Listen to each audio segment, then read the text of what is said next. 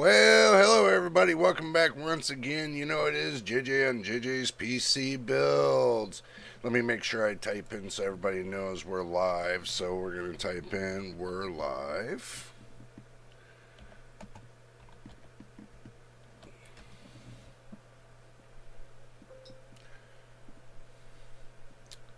So that way everybody knows. And if it's your first time here, make sure you subscribe and hit the like button. Would be much appreciated.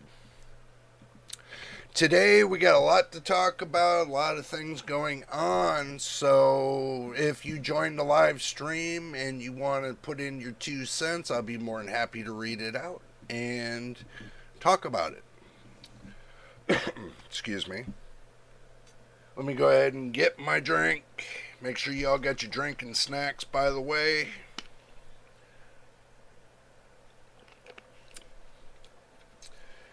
Because I don't want to sound like a frog.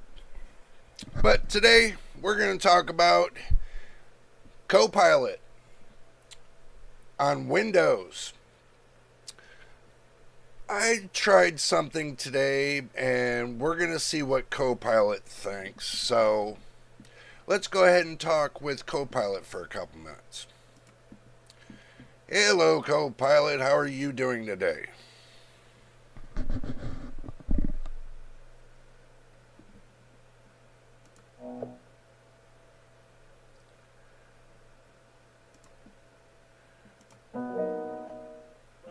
Hello, Copilot. How are you doing today? Hey Jay, I'm doing great. How about you? I'm doing great. Thanks for asking.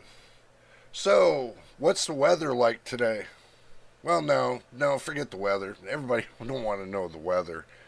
Um, Yep, Tell us a little background about yourself.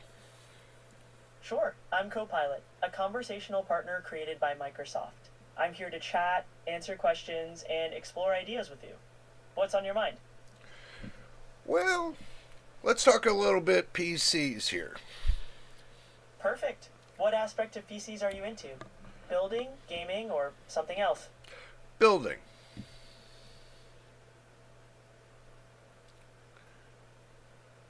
I like to build. Solid choice. What kind of games do you play? Or are you more into the hardware side of things? I'm more into the hardware side of things. Nice. Building or upgrading your own rig is always satisfying. What kind of hardware are you interested in discussing? Well, let's start from the basics in the beginning. What's the best motherboard for the AM5 series? For the AM5 series, the Asus ROG Crosshair X670E Hero is top tier.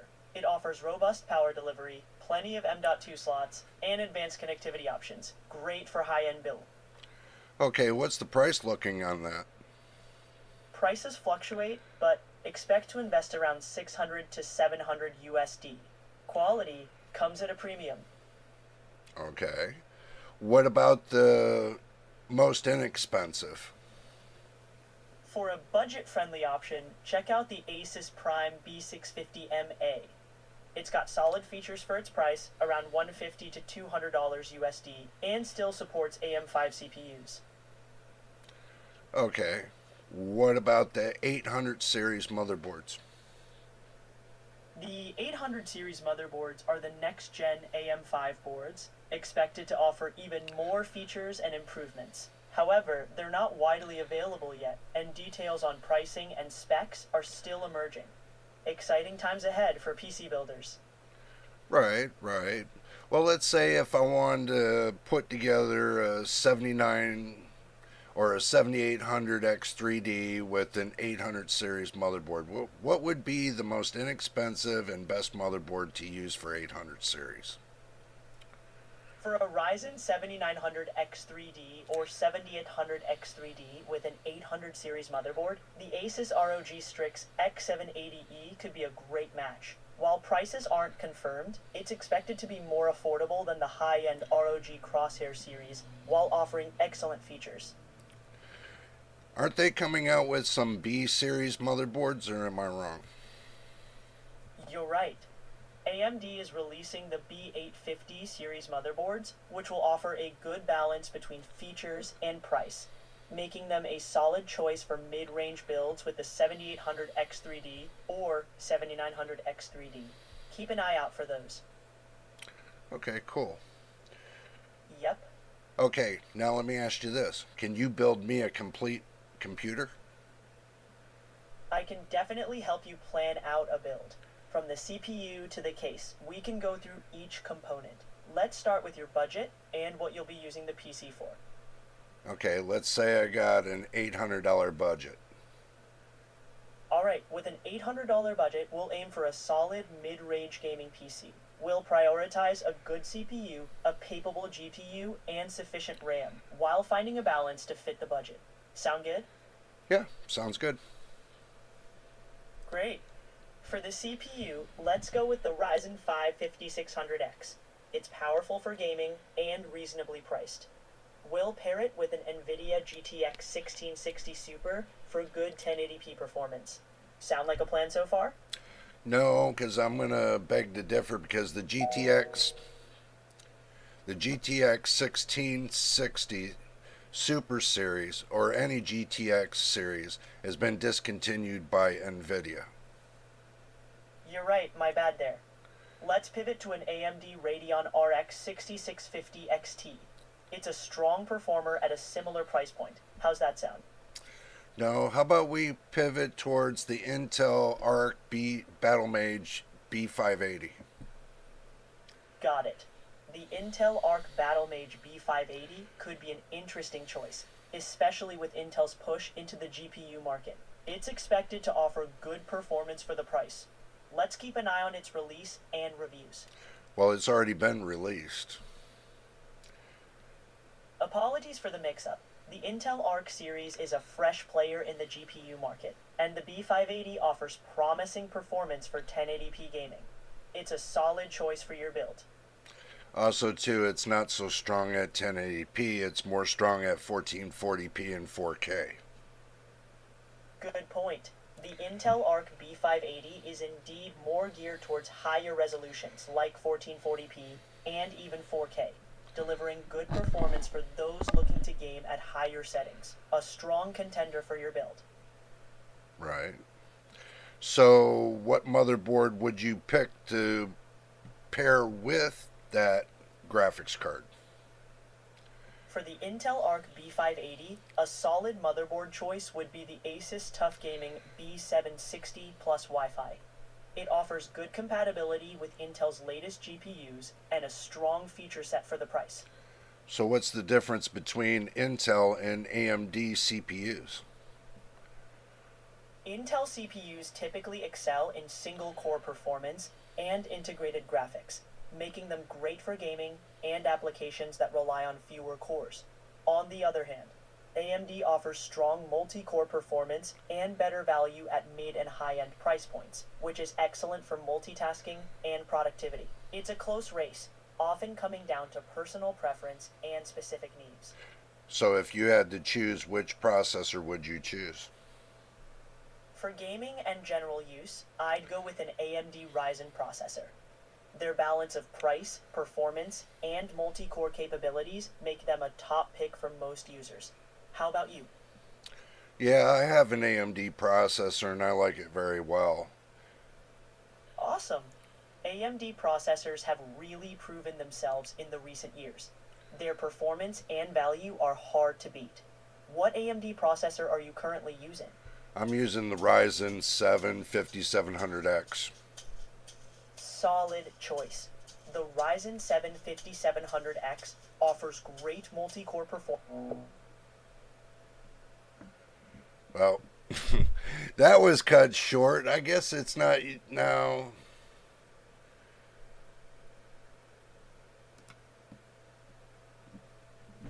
I guess there is a time limit, y'all.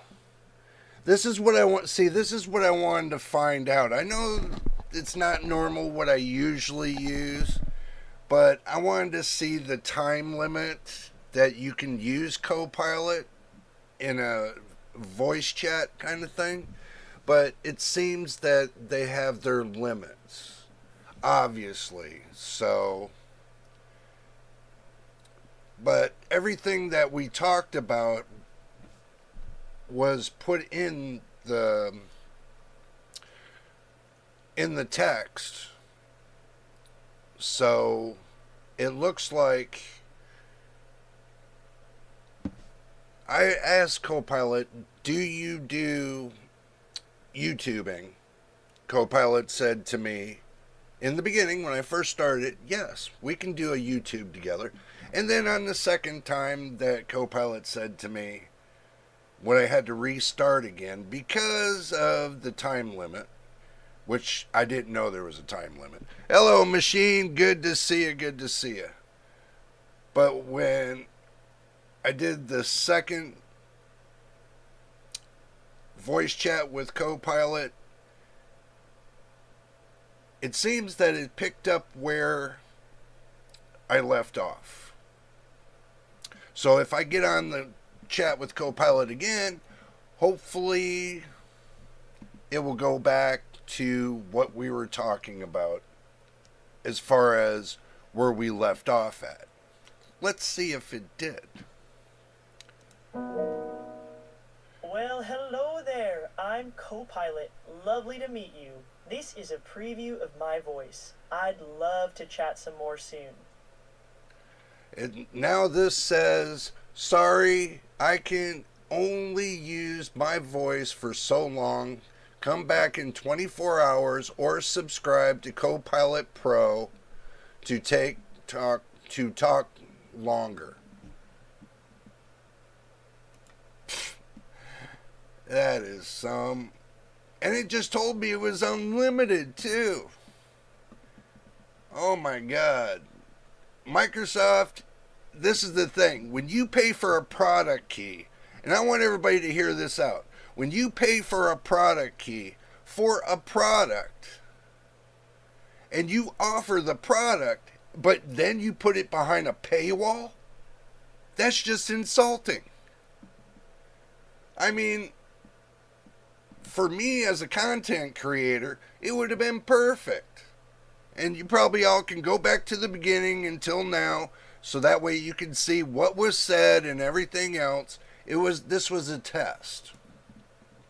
So now I can't use the voice thing for another 24 hours, but it looks like you only get like maybe 10 minutes worth of time?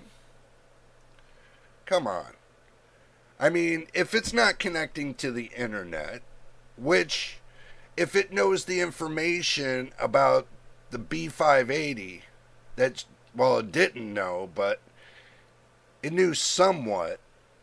And if it knew about all the information about the RTX 4070, then something tells me there's something that's not being said.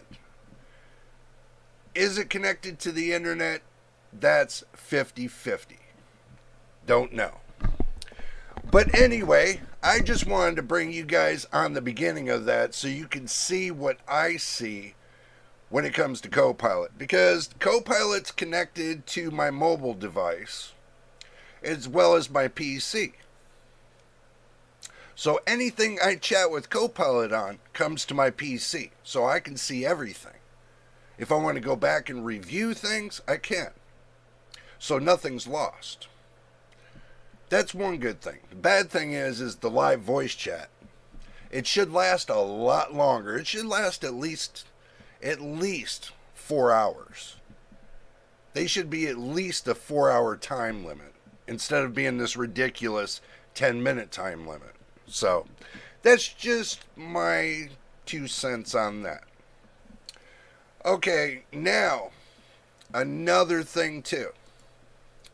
When I made graphics card nightmares yesterday, and I posted it, there was a couple mistakes that I made on the video, which I do realize I made the mistakes.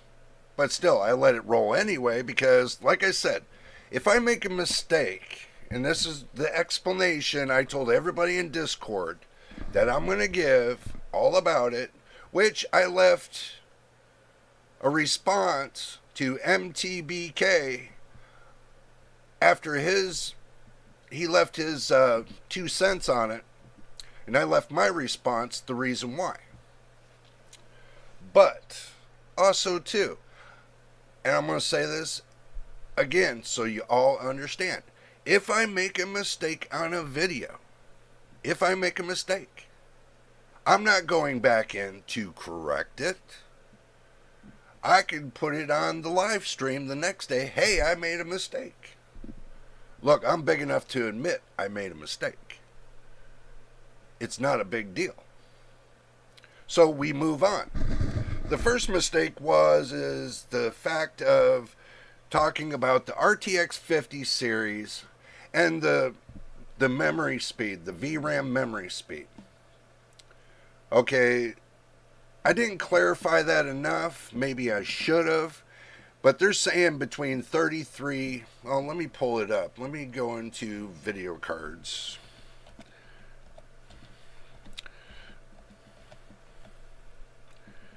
Um,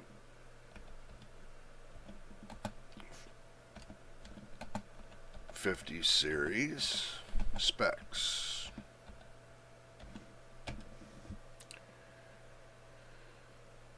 Let's see.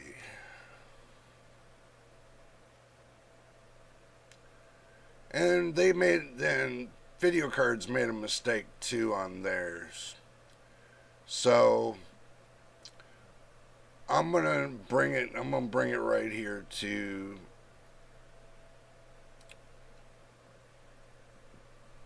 the jump.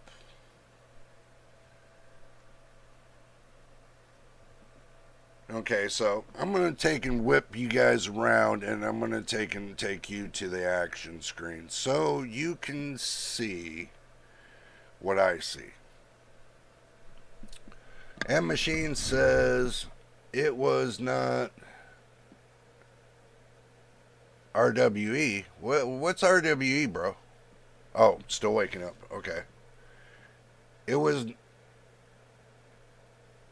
not really a mistake. Well, far as MTBK said, bro, he said it was a mistake. I take his word for it, because he said he was going to bring it up today on the live stream. So I'm waiting for him to jump in and, clarify that. So, but let's go to the action screen and see what I see. Okay. Now, with the 5090 and the 5090D, the 5080, the 5070 Ti, 5070, 5060 Ti, and the 5060. That's what they're claiming's coming out. Wow. So.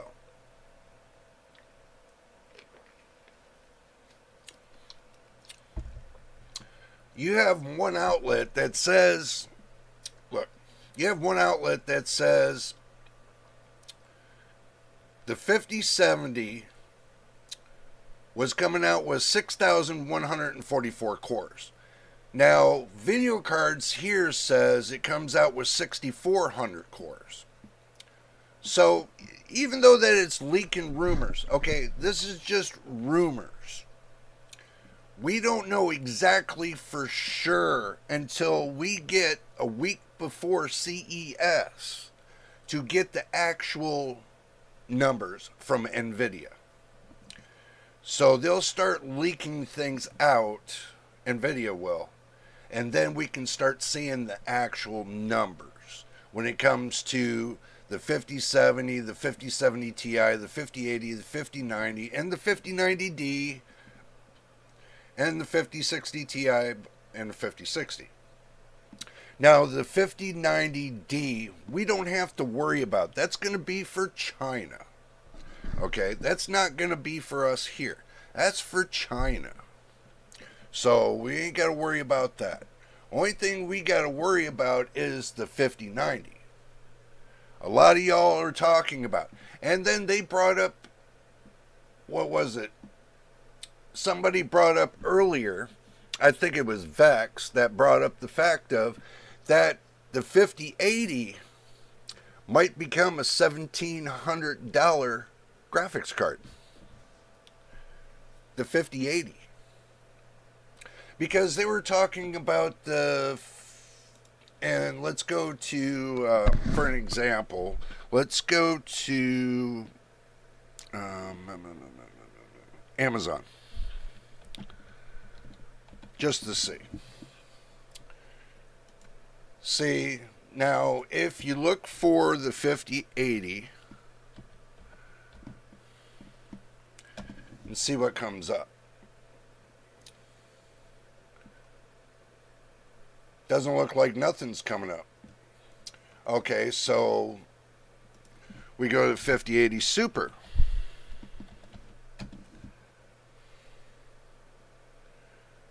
Doesn't look like anything's coming up. Oop. So, you're not going to find it on Amazon, right? Okay, back to square one. Let's go to Newegg.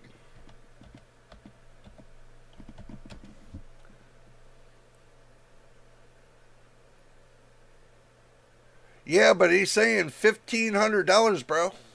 If you go from Australia, the 1,700 and some Australian dollars, and put it into U.S. currency, it's still going to be around $1,500 for a 5080.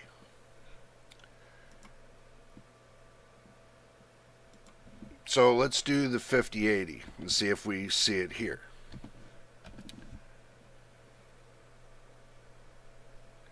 Okay, so we don't see a 5080 here. So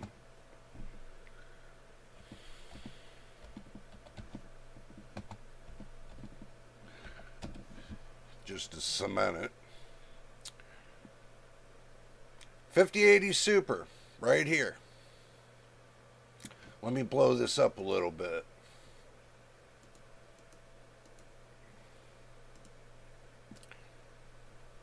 Right here. From Hong Kong.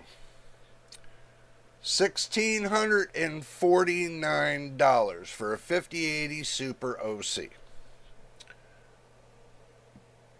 Or 4080, my bad. You're right, my bad. 4080 Super. I don't think it will be that much. But Nvidia will be Nvidia. We know that. I mean, I agree with that. But this is from Asus. Okay. This is MSI. MSI's almost $1,600. Okay. Now, if you look here, almost $2,000. Right here. $1,600. Almost $1,700. $1,539. $1,548. $600 for that, but you know, we're not counting that. $2,300 from Hong Kong, and these are all from Hong Kong. You know, look at this 4070 Ti Super, almost $1,200. 4070 Super, $649. They're still running at $600. Again, a 4070 Super from Hong Kong, $965. You think I'm crazy about this, but I don't think I'm crazy. Hello, pseudoscientist. Good to see you, my friend. Happy holidays to all, just by the way. It will be that much for high-end cards. I'd say even higher than MSRP for months. Yeah, I agree. Look at the 1660.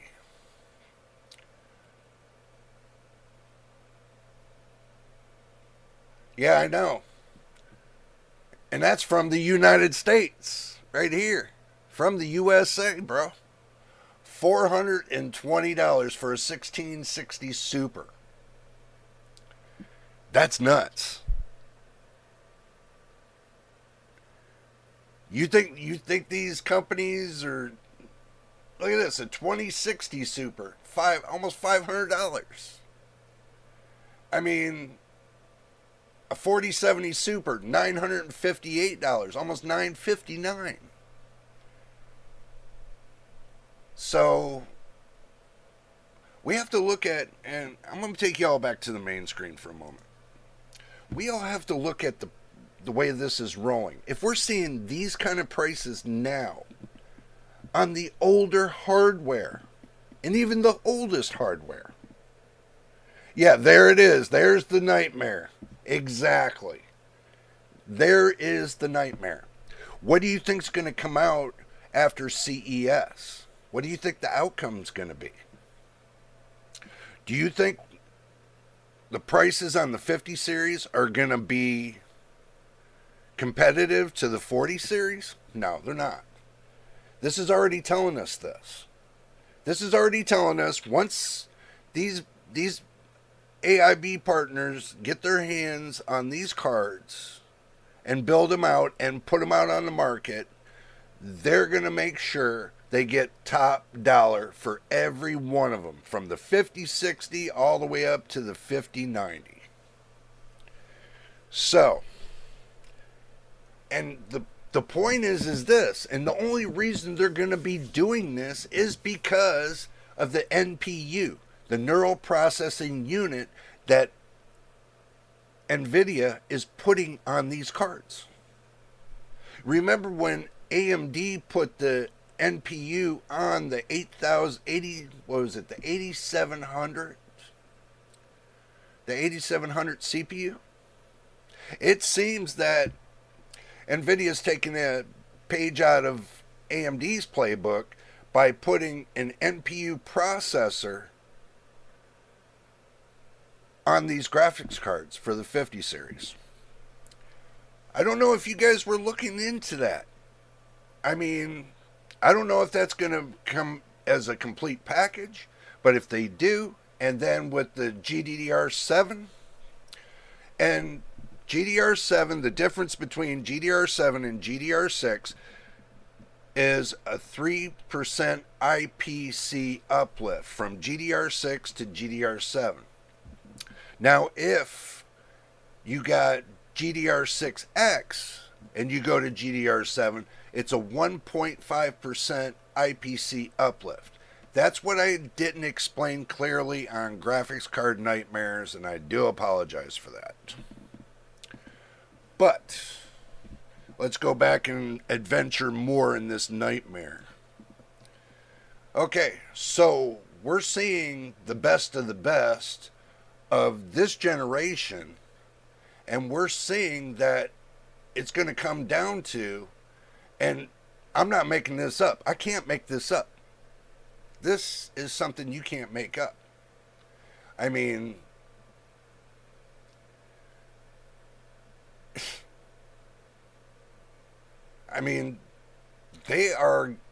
they've gone crazy. To say that, you know, you want $787, $788 for a 4070 Super, you'd have been best to buy anything in the 40 series about 2 months ago. This is crazy. Can I explain IPC? Yes. I will explain IPC for you.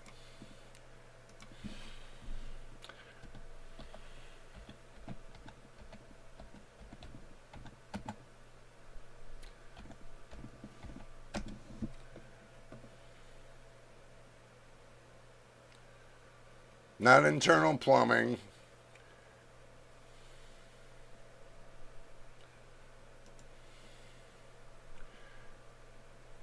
I don't think that gives me a good definition. Oh, give me a second, guys. Oh.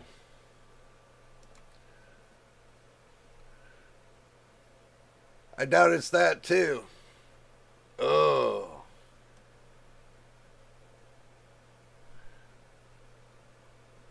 See, it doesn't even...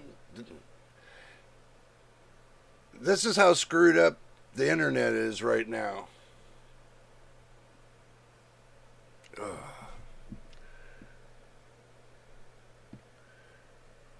Okay. Let's do this. Let's do this. Let's open this up. Watch this. Explain IPC.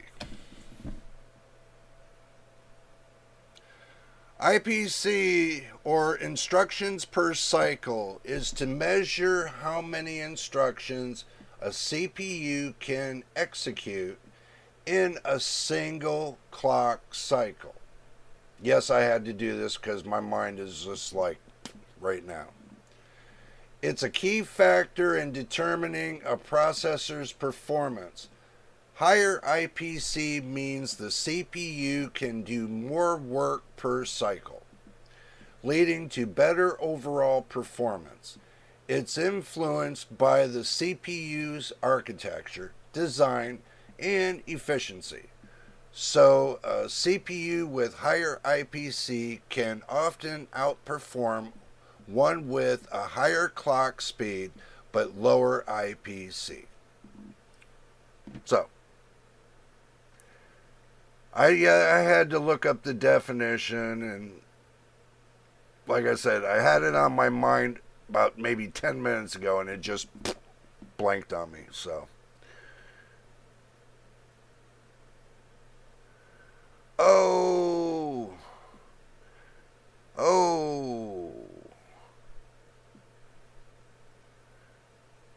hello, I am 30 minutes behind with 1.5 speed. I am right where you are in an hour. Will participate in chat.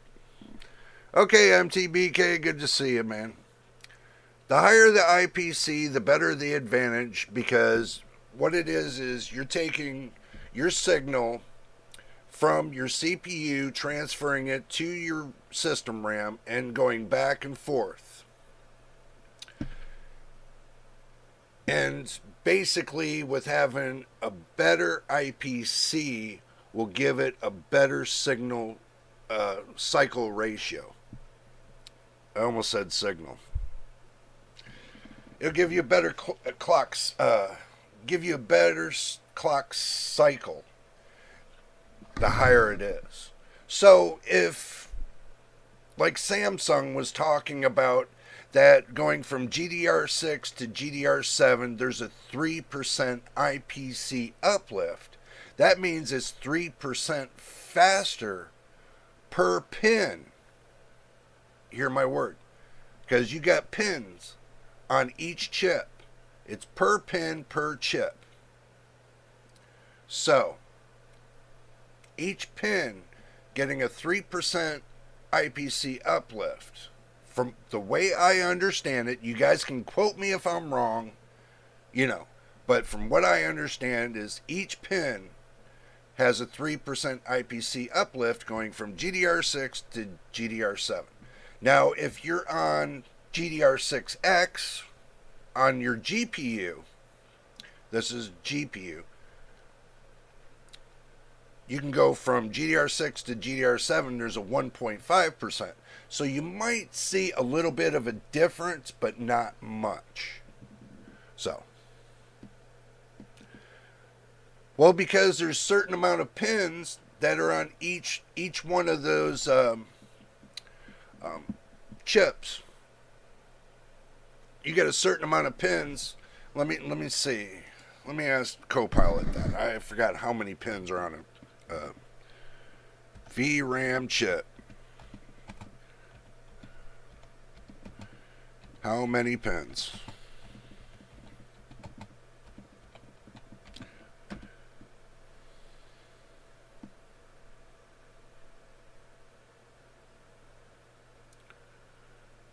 Number of pins on a VRAM chip can vary depending on the type. Well, say Samsung.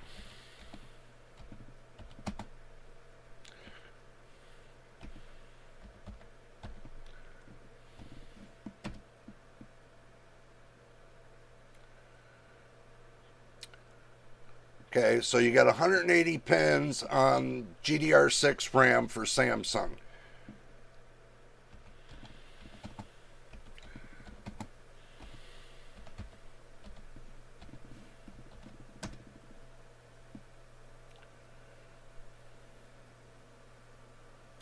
It has 266 pins. So if I'm looking at this right, there's 180 pins. Let me get a calculator out.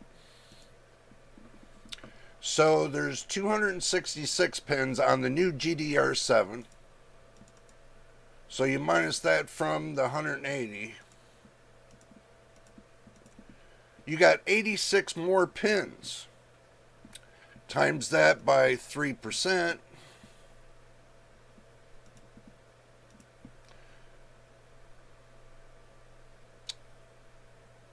So 2.5 times more.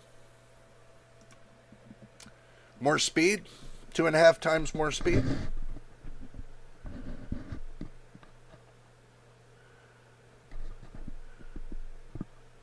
So more pins, the better the process. The better the clock control is going to be. The better the clocks are going to be. And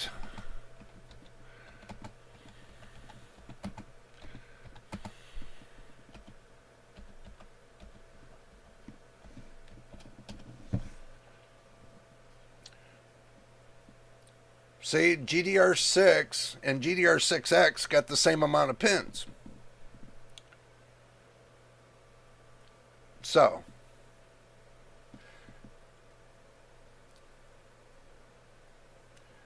but the GDR6X at a higher bandwidth than the GDR6. The 6X is at a higher bandwidth than GDR6. So they're using bandwidth to make it faster. But with GDR7,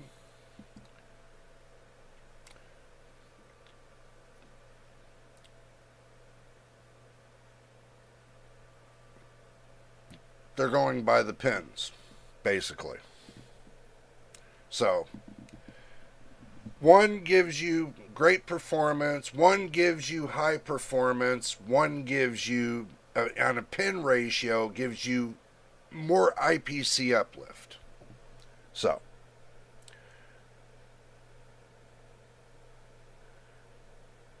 yeah, I know, right? MTBK, it definitely uses a lot of cliches. You know, I mean, for real. So, well, we wanted to know what the difference is. Okay? What's going to be the best for you? Okay? Well, now that's just the GPU. I mean, you can go for the best of the best and go for GDR7, but it's all going to depend on your CPU processor, your motherboard, your system RAM, and your SSD drive, and plus your power supply. So all that in a combination, if they all don't work together, then they're going to fight against each other. One's going to be fighting for more data than the other, or one's going to be holding you off. Like if you run a low power CPU with a high power GPU, 9 out of 10 chances your GPU is doing this. It's just waiting. It's just sitting there waiting. Oh, there comes my instruction. So you're getting delayed. There's where the latency and the bottleneck comes in. But if you're using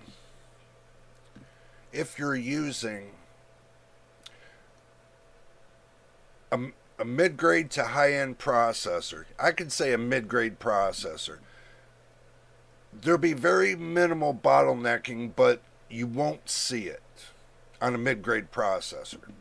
So if you run a mid-grade GPU with a high-end VRAM, like I'm doing, with a mid-grade processor from AM4 series, they both work together. So it works out really good.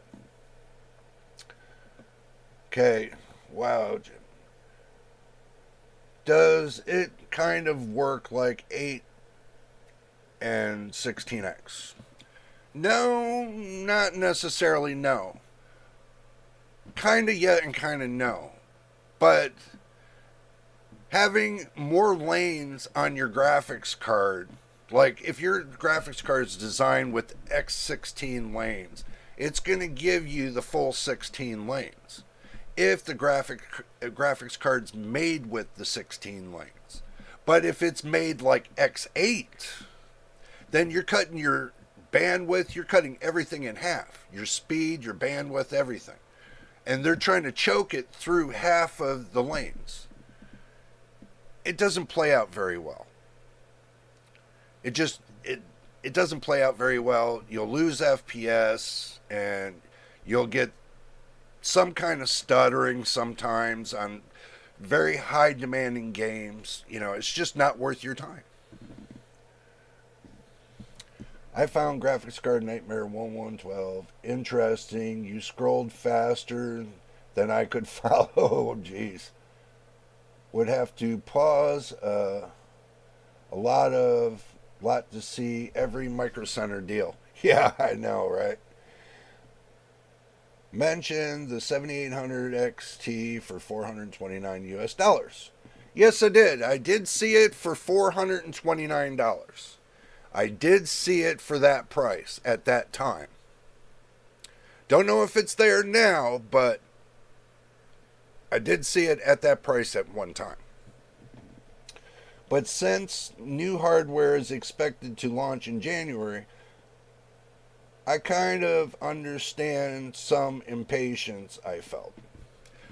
A lot of people are like anxious to get these new cards.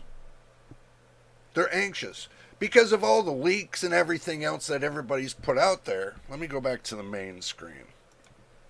All the leaks and everything else, everybody is gearing towards it. There are some people that, had 4080s and 4090s. They're putting them on sale on eBay. They want to get the best price they can off of eBay so they can buy these newest cards. But here comes the caveat. Here comes the downfall to this. I'm going to say if, Nvidia decides to increase the price from the 4090 from $1,699 and goes up to $2,000 to $2,500, they're going to have a whole heap of trouble because people are not going to pay that. Not for a graphics card costing as much as a whole PC and some.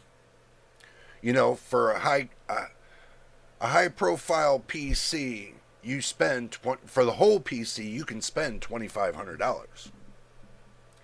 But one graphics card equal a whole PC, including the graphics card. I don't think people are going to go for that. Really, I don't. Machine says, so if I have had two cards, a GDR6 GPU and a GDR7 on, let's say, the 4070, what would be the difference between and what I see as a gamer? Latency would be the biggest part, bro, that you would see the difference. Because the way Nvidia does their graphics cards, the reason why they don't put out a lot of VRAM on their cards is because they're making it up with the memory speed. They figure like this: the faster the speed of the memory, the less VRAM you're going to need for the card. That's how they figured it out. It's just like AMD. This is how AMD figures it out. They figured it out that they need less the amount of transistors, cores, on their GPU, but they can increase the speed of the GPU by increasing the speed of the memory. And as a redundancy, using bigger cache as a redundancy for extra, extra fast tracking the storage of the VRAM. So they use the VRAM and they use the cache more than they do using the GPU die, the cores on a GPU die. So they made them smaller, and then they push them harder so everybody will buy their GPUs, and that's how they go to a lower price. Because the less amount of cores that you put on that GPU die, the cheaper that graphics card becomes. And that's exactly what they did. So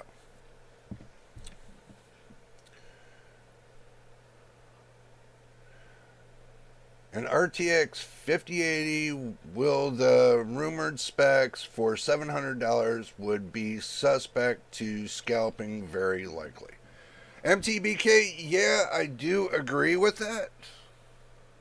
I do agree with that because they have these bots that goes up on Amazon, Newegg, and all these sites that they can buy from. And they're there. They're just sitting in the background waiting. They're waiting for the first post of the sale. And as soon as they see the post of the sale, they're automatically bought. That's the reason why you guys see sold out, is because they boom. Instead of Amazon and Newegg putting a restriction on how many graphics cards you can buy per purchase, they decided that you can purchase as much as you want until they're sold out. They don't care who they sell to as long as they're sold. That's all that matters to them. It's all about the money. They don't care about the people. So, also, as I read online, that Nvidia is waiting for the GDR7 3GB modules, that have 24 gigabits per second on the modules. Yeah, I know.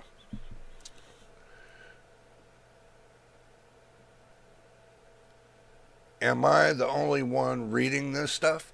No, I did read about the 3GB, bro. I just think right now it's not worth mentioning is because they didn't, you got Hynix and Samsung didn't put anything out just of yet on the 3GB chips. So it's just waiting for them to say, okay, we are in production for me to talk about it. So 5060 and 5060 Ti. 9 out of 10 chances if it's Nvidia, in order for them to save money on sort, that would be the card that they would put it on, is the 5060 and the 5060 Ti. Because now they can use less chips, and then they can take and charge more money for less chips, basically.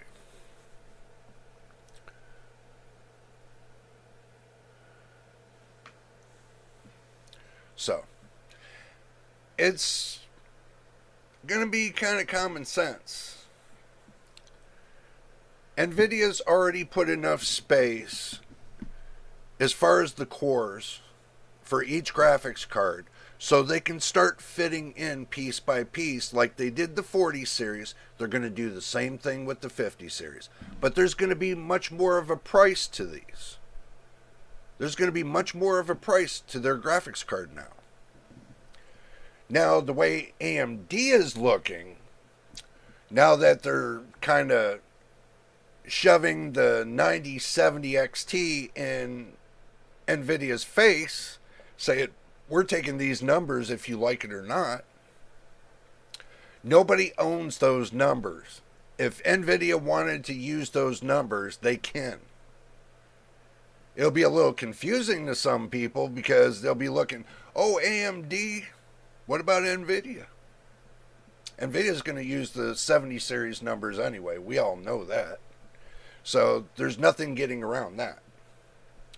So, but with the 9070, switching gear over to AMD, the 9070 XT has been put out there and everybody is just like talking about it.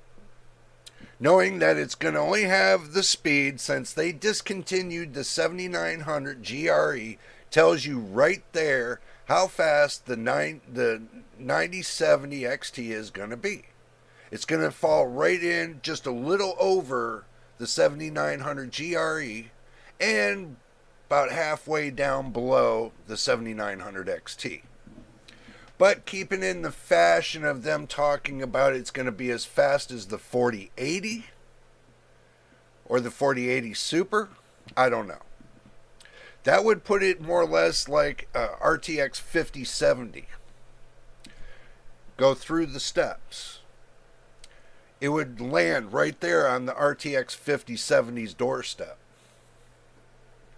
Maybe they're trying to do like they did with the 4070 and they're trying to nail on the 5070. You never know. But remember, the 9070 XT is only going to have GDDR6. Not 6X, not 7, 6.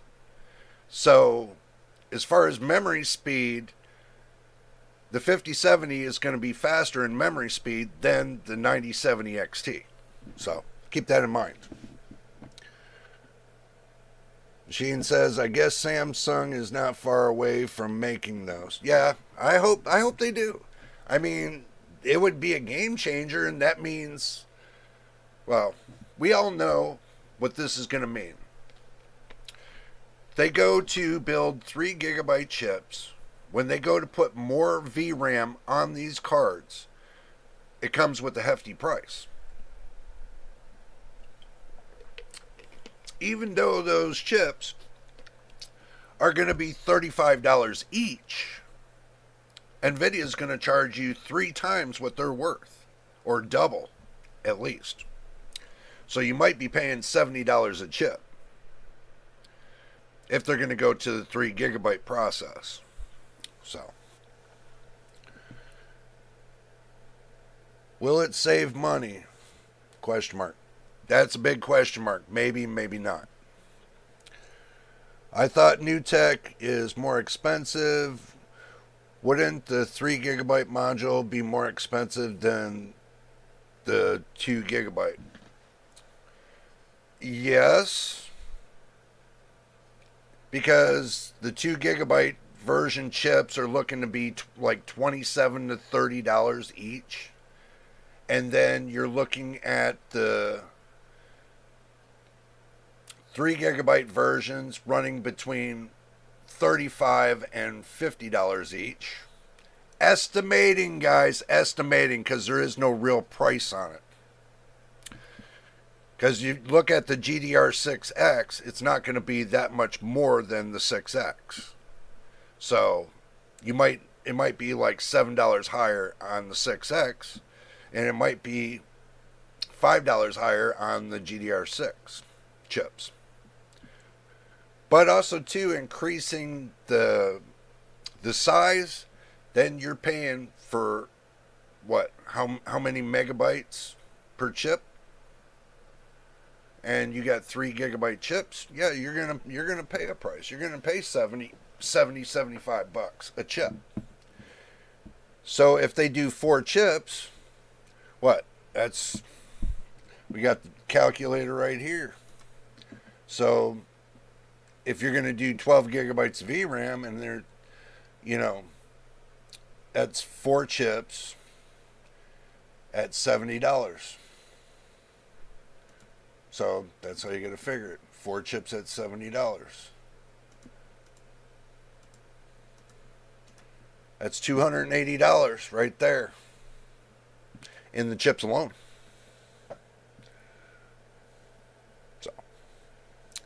The 9070 should be at 20 gigabits per second on VRAM speed, right? Pretty much yes. Because It's going to be at GDR6. So yeah, it's going to be GDR6 will range from 16 gigabits per second up to 20 gigabits per second. Now, the GDR6X was supposed to go from 18 gigabits per second to 23 gigabits per second, or 24 gigabits per second. Depends on how they build the card. Okay, now the same chips they use in the 4070, they use in the 4090. That's how you can figure that out. It's very simple. The same VRAM chips that are used in the 4070, they use in the 4090. So, that's solved right there. I think MTBK says, I think 3 gigabyte modules might be more expensive than the 2 gigabyte ones. Yep, they are going to be. They're going to be double what they are now. You're going to be paying $70, about close to $70 a chip. So, but 6 instead of the 4 memory controllers on the GPU, on a GPU chip. Cost, die area, and possibility more money. Actually, no, because if it's less chips, it's less controllers. If they remanufacture they would have to do the controllers a certain way to accept the 3 gigabyte chips. So that means they would have had to change it from 32 to what, 36? Something like that. They would have to change the controller speeds. Or they add another controller on. They can add another controller in. But it would come down to the same thing. If you're running 12 gigabytes and you're using the same controllers, it shouldn't matter. It should be just the same controllers.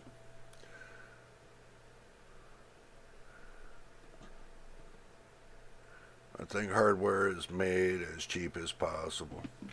MTBK, hardware is always cheap, bro. That's how they make money. If they can get it for free and sell it to you for $1,000, that's how much the company's making, $1,000. So that's pretty much how they look at it. If they can get it made for pennies on the dollar and sell it to you for hundreds to thousands and make, let's say, a 900% profit, they're going to do it because it's money in their pocket. But do you think they care about price to performance? I think after 2022, price to performance was thrown out the window. I think. I'm just wondering, $300, bro, for what? The chips or the GPU?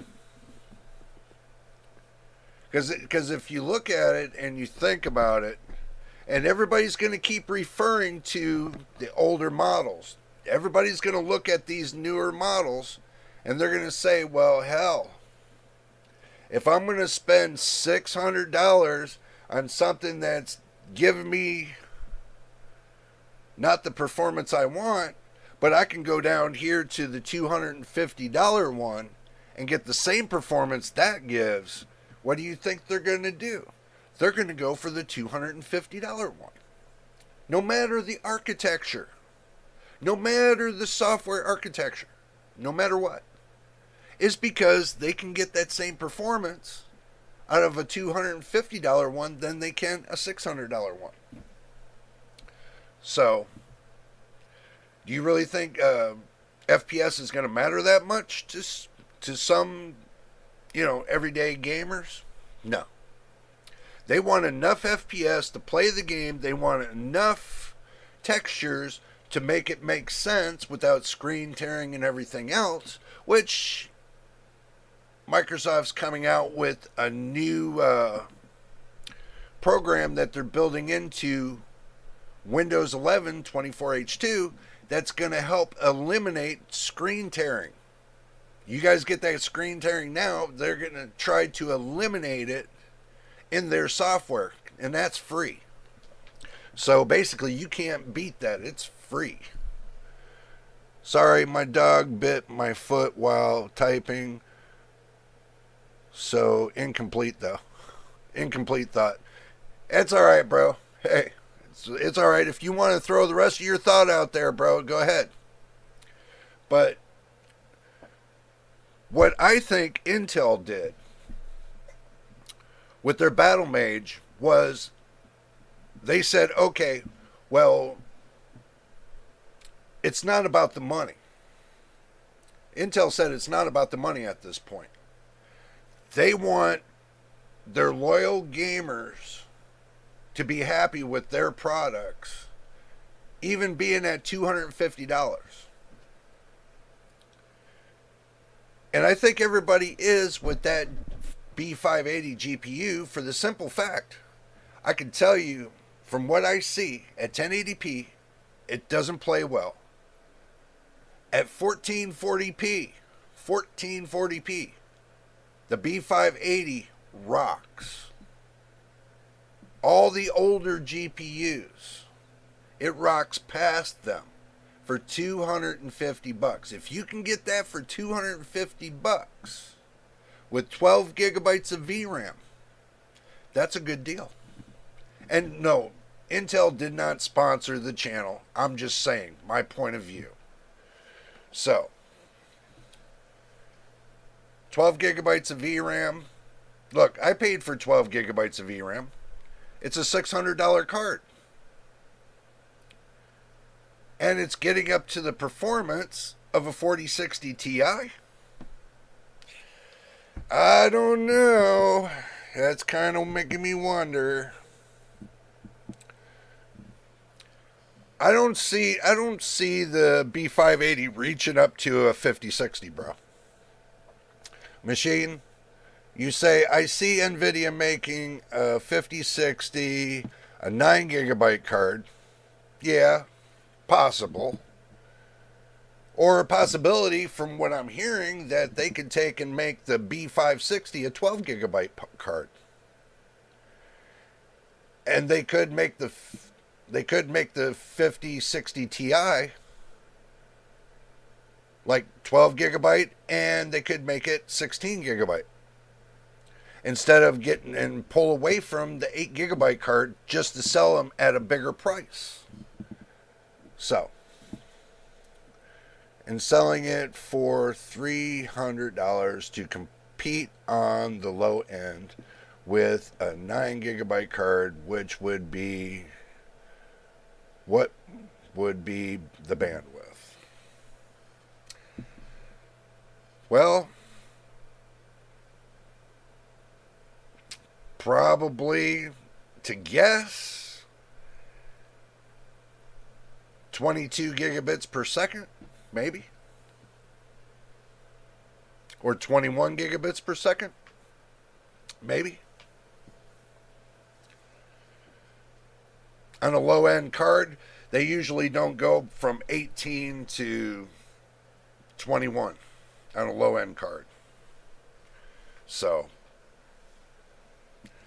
if they're going to go low-end, and they're going to compete at $300 with the 5060, and make it a 5060 12 gigabyte for $300, I guarantee everybody's going to lose their mind.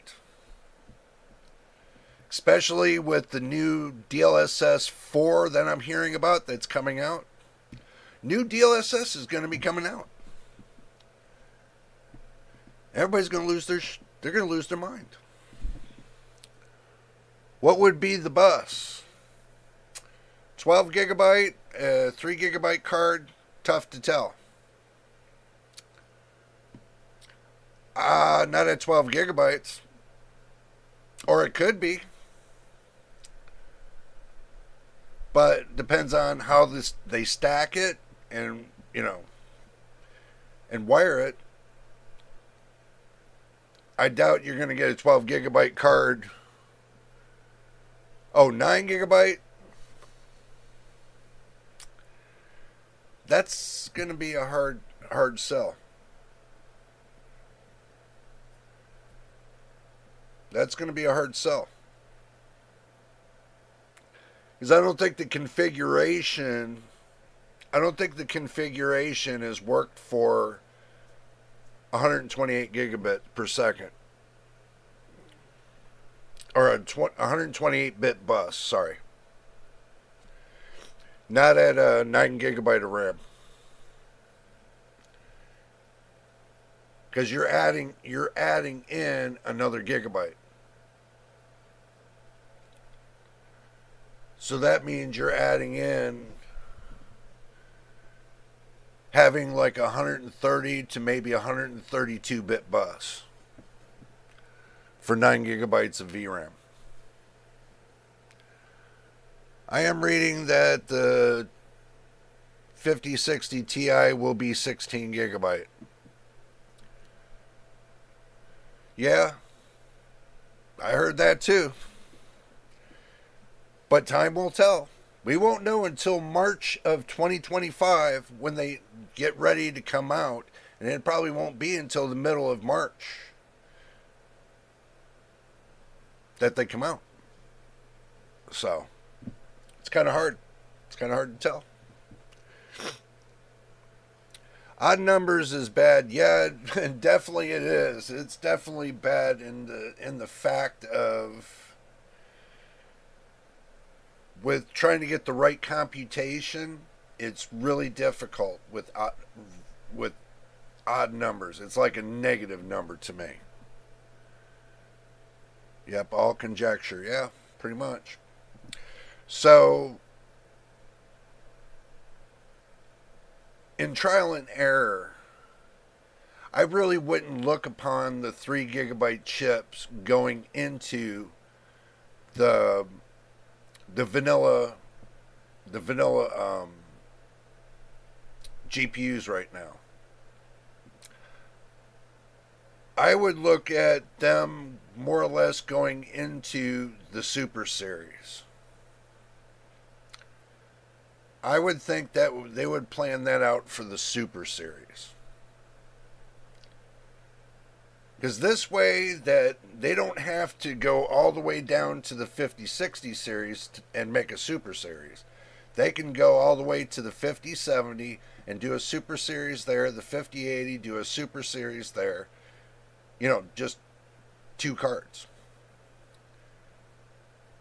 And be able to put in the 3 gigabytes of VRAM per chip into those cards. And really spice it up.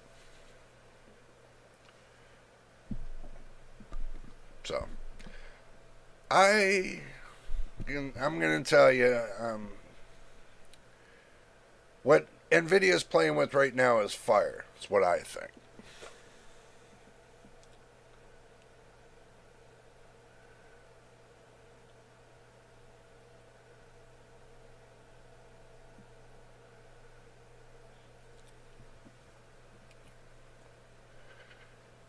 Yeah, MTBK, but 96-bit, I don't think that would be enough for... I'm still thinking that for 9 gigabytes of VRAM running 96-bit, well, no. Because if I remember right, Nvidia has, 1 or 2 cards that are 11 gigabytes per second? Or 11 gigabytes of VRAM, if I remember right. So, and I think those were, you can check for me if you want, but I think those are 256-bit bus cards. I think so. So, they could overdo it on the bus, which they might anyway. So, if it works, it works. If it doesn't, it doesn't. You know, they only put together what works and sells it to us. So, well, look at it this way. If you go with the 6500 XT,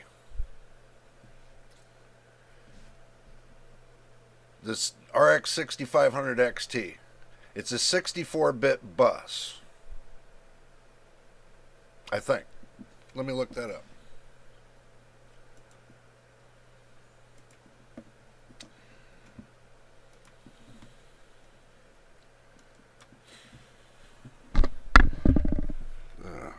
RX 6500 XT specs.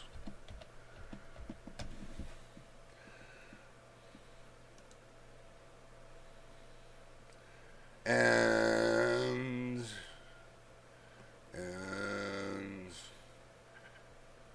yeah, because it's a PCIe 4.0 X4. It's a 64-bit bus. See, right here. And it's 4 gigabytes.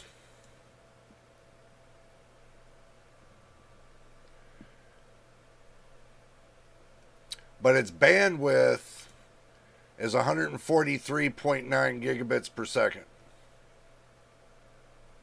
So, yep.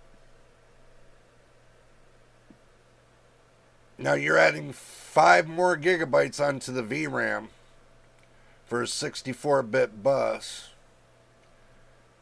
So you're going up, at least if you go up to 8 gigabytes for the VRAM, you're looking at a 128-bit bus for 8 gigabytes of VRAM.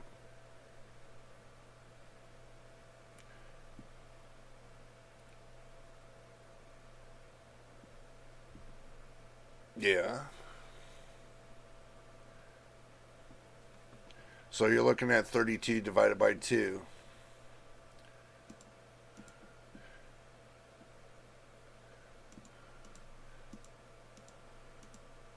So you're looking at 16 and you add 128, 144.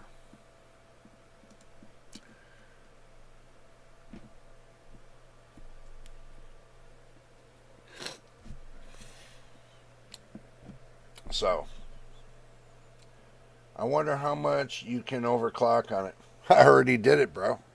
I have a video on the 6500 XT already. I've already tried it. Already done it. I already returned it too. Because it sucked. That bad. I was very displeased with that card. Trust me, I didn't even want it.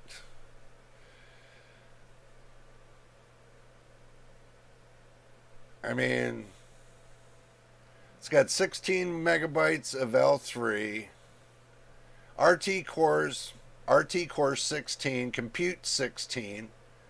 I mean, even my 5600G has seven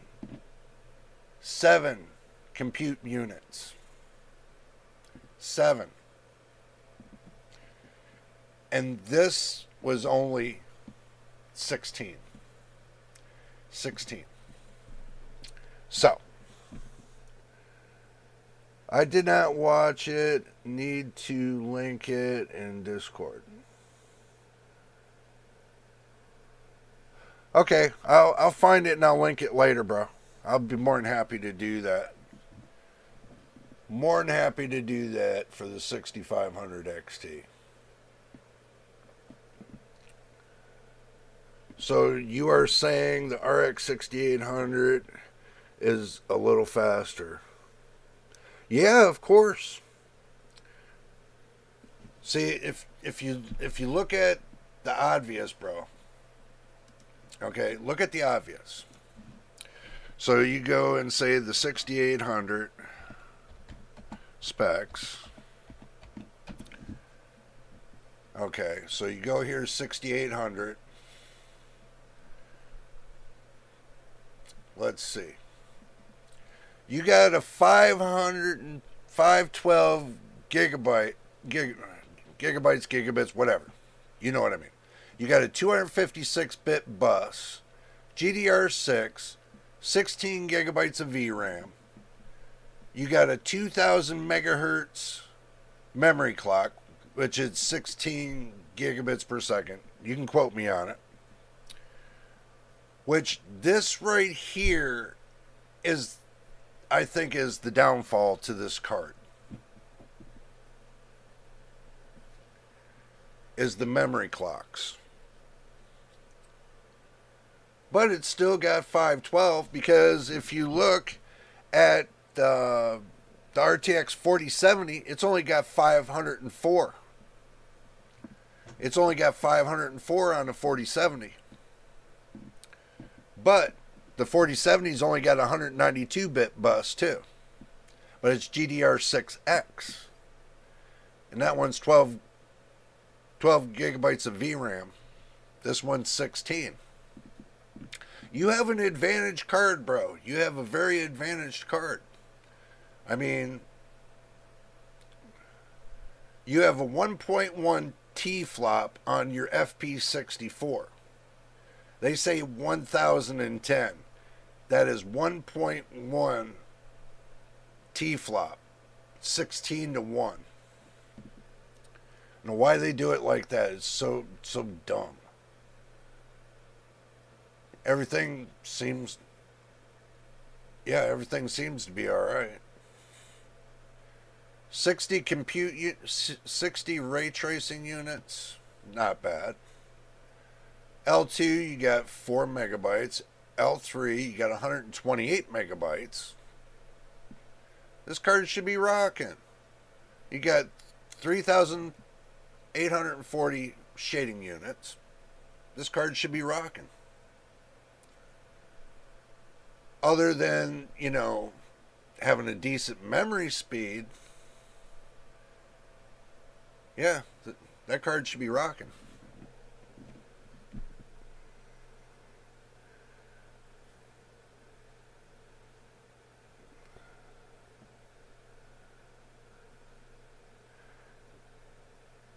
Yeah, you have your machine. You have your clocks at 2124. That's fine. I mean, that rocks right along. It's probably because my clocks on mine are way higher, and that's probably why I don't notice the difference.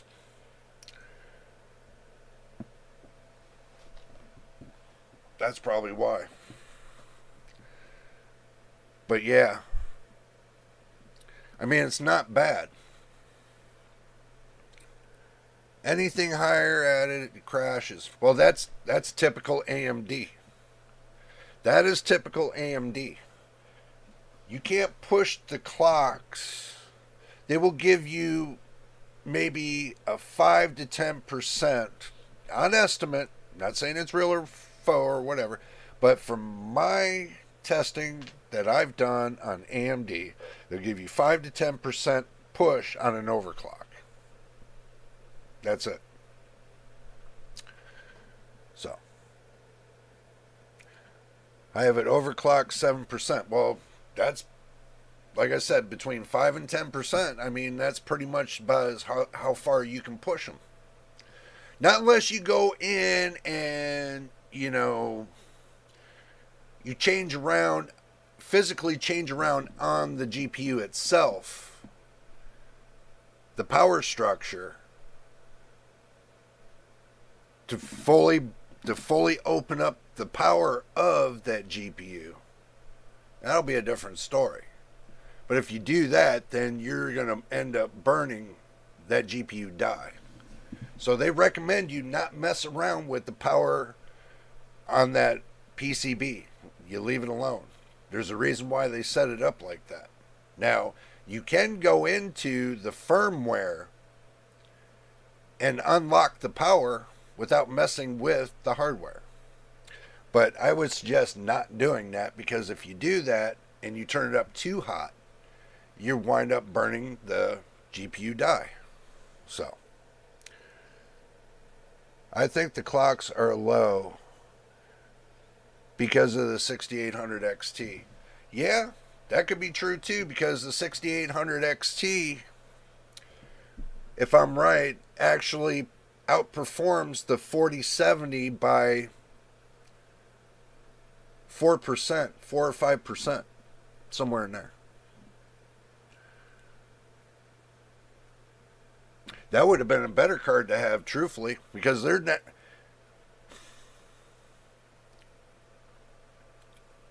Right. It would have been back then, a couple years back, it would have been great to get a 6800 XT because the prices were really lower than usual. I kind of kicked myself in the butt for not getting one, but now they're like $800 to $1,000. They're expensive.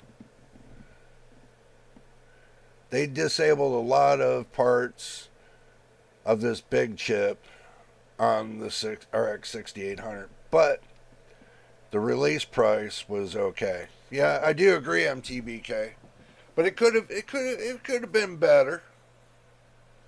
They could have give a little bit more discount on it, I think.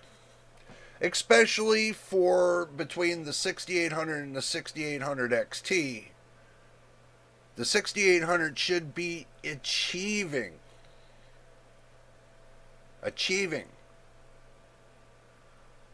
right up to the 4070.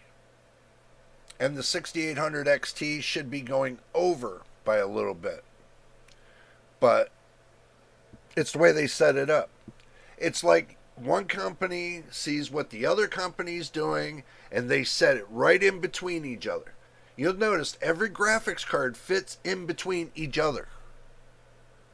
No two graphics cards will have the same output. No two. So what AMD and Nvidia does is they play a little price war. They start setting them in between each other's. So this way they'll build another one to set it in between of that one and in between of that one, and it goes on. It's a vicious cycle.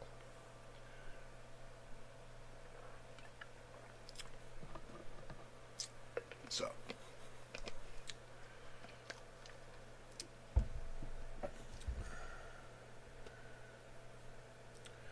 the card only gets to 80C on heavy gaming. I can't complain what I paid. Great for 1440p for $370. Well, you said it there. If it makes you happy, then roll with it. That's the whole purpose. It makes you happy. So, when you play your games, you're happy. Where you're going to get upset about is if it crashes all the time and everything else, and then you run into problems. Where you're playing your game and next minute, boom, it crashes. That's a typical AMD graphics card. That's every day on an AMD's graphics card. Unless you get one with a great silicon, then, you'll have the best gameplay you ever had. But in my opinion, I still think AMD needs to pick up the pace when it comes to building their silicon, truthfully. MTBK says 512 gigabyte per second means the GPU can swap its entire 16 gigabytes of VRAM out of 32 times per second. Then that means it's got a better, IPC? 4060 Ti is 16 gigabit, 10 times equals 200, or 18 times equals 288. Yeah. So that's how it works, machine says. So more bandwidth equals less latency. Well, I don't know how many times I've said that. I mean, I told you guys that many a times. But also, too, it's a trade-off. It's a trade-off. You could have fast memory, but still have the hiccups of system crashes because of too fast of the memory. Because if the PCB can't support the speed of the memory, or the motherboard that you're plugging it into can't support the speed of the memory, it's going to crash. And with not having a decent motherboard that can accept the speed of the discrete graphics card and can accept the speeds of the CPU, and having system RAM that can accept overall the instruction sets to make it happen, it's kind of a lot of it's a lot of push come to shove. So, oh, it would help if I got on the right screen now, wouldn't it? There we go. Okay, so I'm not sure if more bandwidth means less latency in this case. Sometimes it's a trade-off. It's either you have more, and I brought this down again, it's either you have more memory speed or you have more bandwidth. Having more bandwidth means that you have a wide spread of fluctuations. A narrow bandwidth will tighten up your IPC having a tighter bandwidth than it would having a wider bandwidth. Having a wider bandwidth will give you, well, I think wider bandwidth gives you less amount of pressure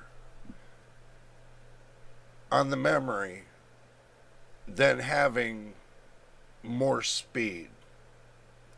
Because you only can make it go so fast. It can only go so fast. So making it any faster is not going to make it better. I know that sounds confusing. It's just my thought right now on it is that I would rather have a wider bandwidth with having the same amount of speed, because the frequency can go higher and you can achieve a different frequency.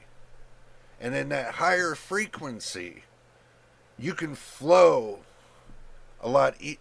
It'll flow a lot easier in a higher frequency than it would a lower frequency. The lower the frequency becomes, the tighter that the narrower the band becomes. So going up in frequency gives you a wider band and gives it more flow. Gives it more flow than having it more narrow. I know a lot of people think that, I'm wrong about that, but I hate to tell you, I've already proved that point many of times. I took 3200 system RAM, 3200 megahertz.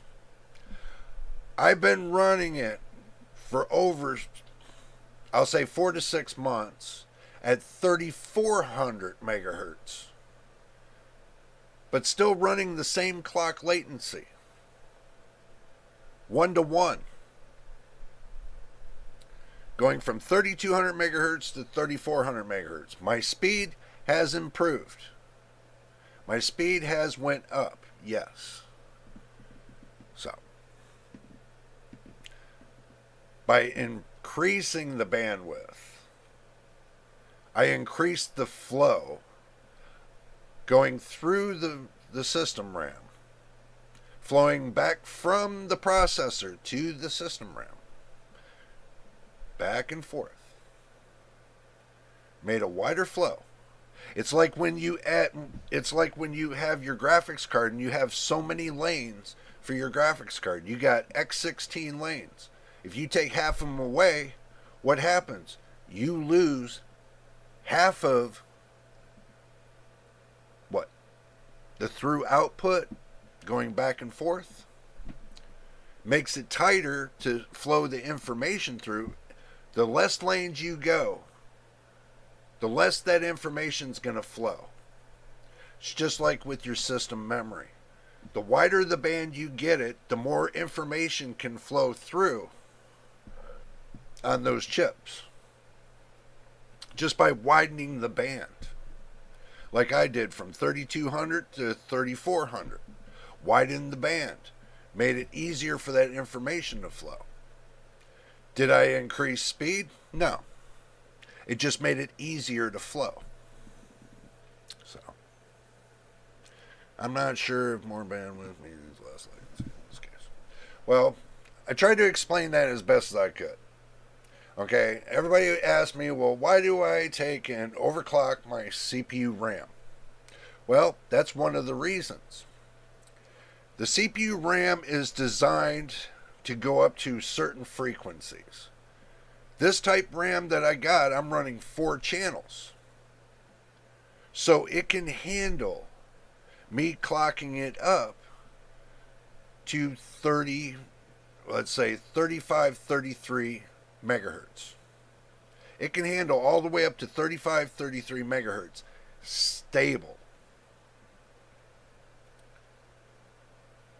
So, does that give me more bandwidth? Yes, because originally it was 3200. Now I pushed it up close to 3600. But I didn't push it all the way. But that widening of that band made a big difference in the speed. Made it faster. Now, when they do these RAM tests, these reviewers do these RAM tests, the one thing they don't do is because they can't leave the expo alone. Or they can't leave the motherboard overclocking little session they go through. They can't leave it alone. Like it does something. No, it's only to give you stability of the maximum that the manufacturer puts on that RAM. That's all it gives you. It stabilizes the RAM at that point. That's as far as the numbers. Now, as far as the frequency, that's a different story. The frequency you can still change and make it a wider frequency, still running at the manufacturer's numbers. You don't need to change the manufacturer numbers.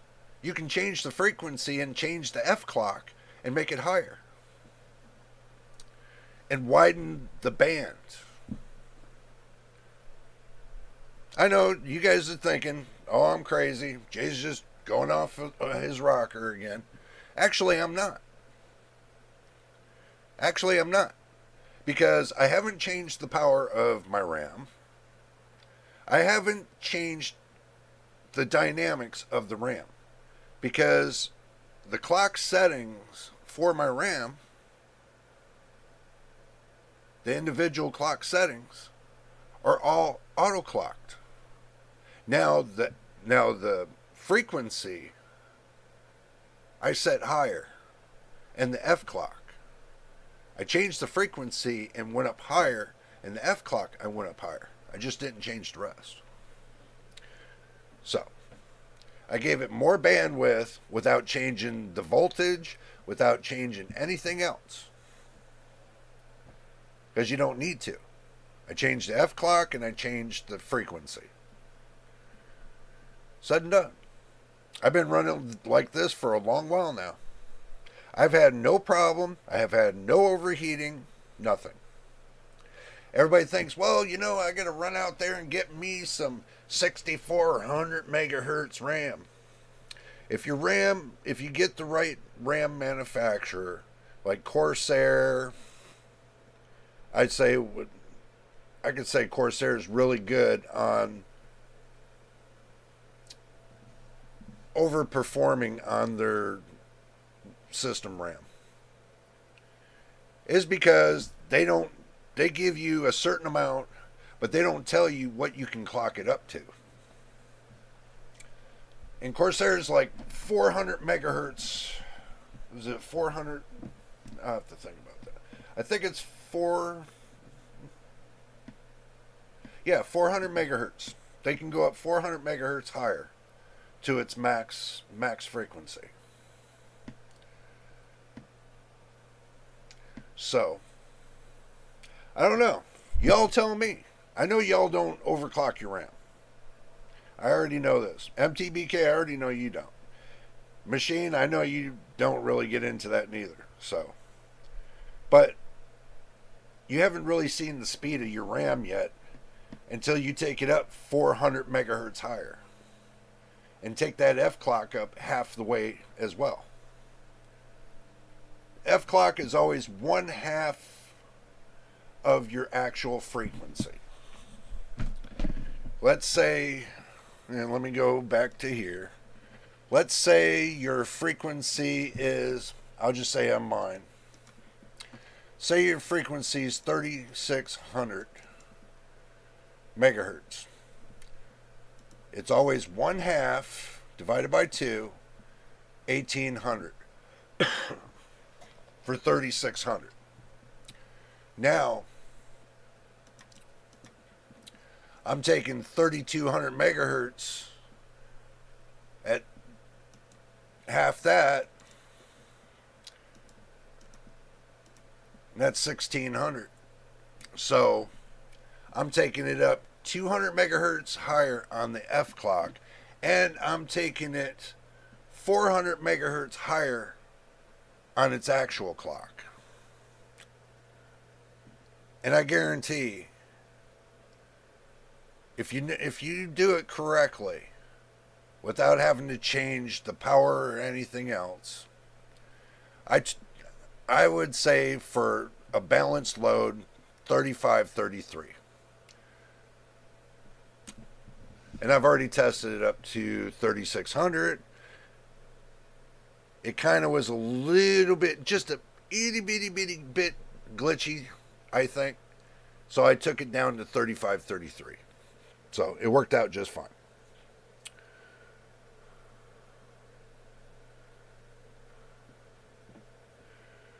I pretty much think that the more bandwidth you got, the less latency you got. Yes, I do think that. I'm not sure if more bandwidth means less latency in this case. Yeah. I will never stress my VRAM modules. No overclocking here. Okay.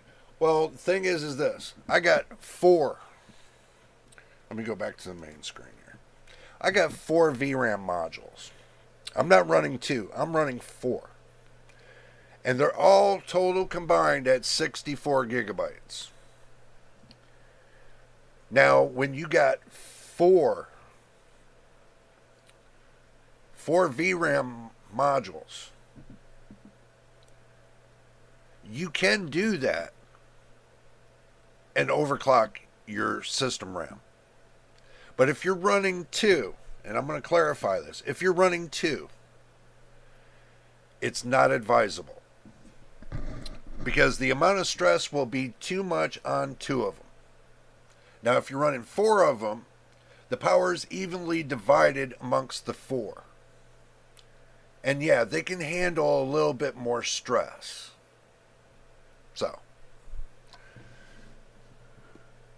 2 is not wise. 4 is, I don't have a problem overclocking 4 of them.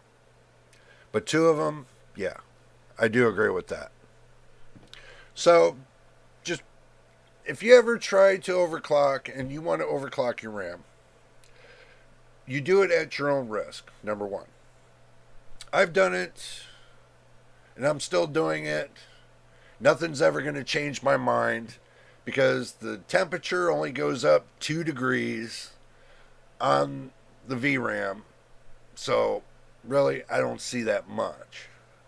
But in theory, is not a theory, in fact, running 4 sticks at 64 gigs of RAM at whatever clock setting you're at, clocking it up 400 megahertz and clocking the F clock up half that is not going to hurt those 4 sticks.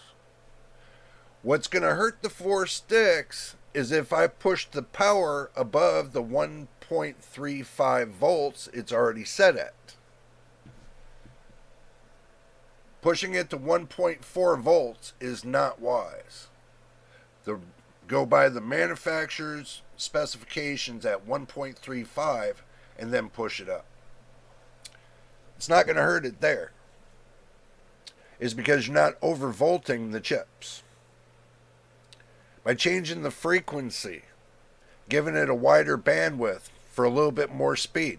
Yeah, you only get 1 to 2%. Okay, that's fine.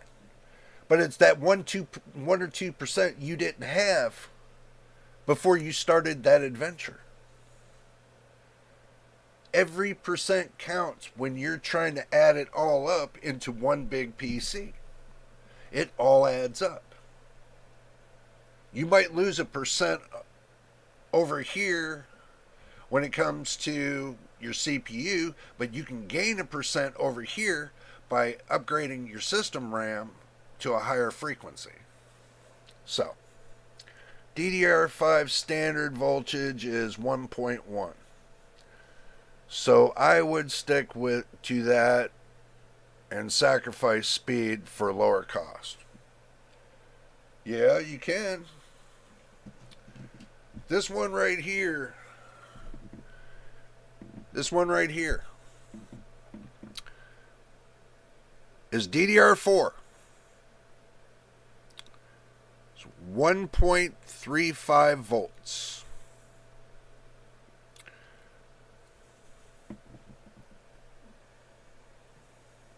Oh, you can't read that. Let me see if I can have you guys read that. Let me see if I can get you all to read that.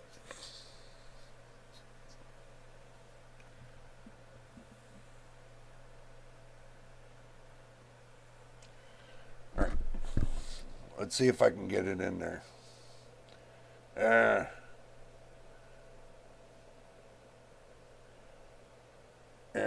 No. I tried. You'll have to believe me on it. I tried. But yeah, DDR5 RAM, they tell you don't run 4 sticks. Only run 2. Why is that? Does anybody know that question? What's different between DDR4 and DDR5? That's the question. What's the difference between the two? I mean, what? You still got DOCP on DDR4 and you still got Expo on DDR5.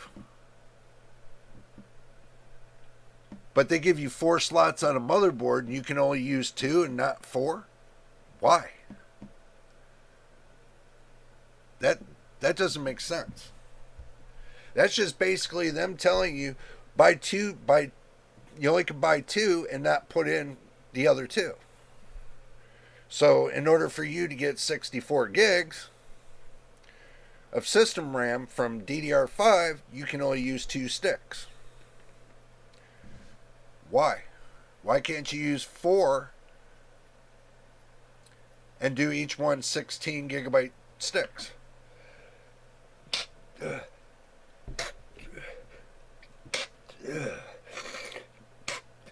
Excuse me. Sorry, I had to sneeze. I'll do it right on the video.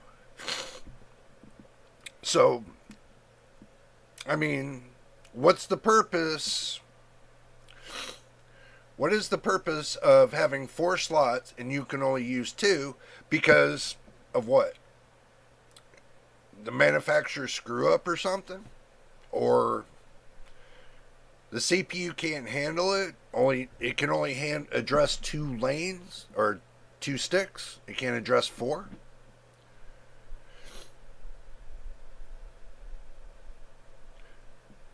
It doesn't make sense.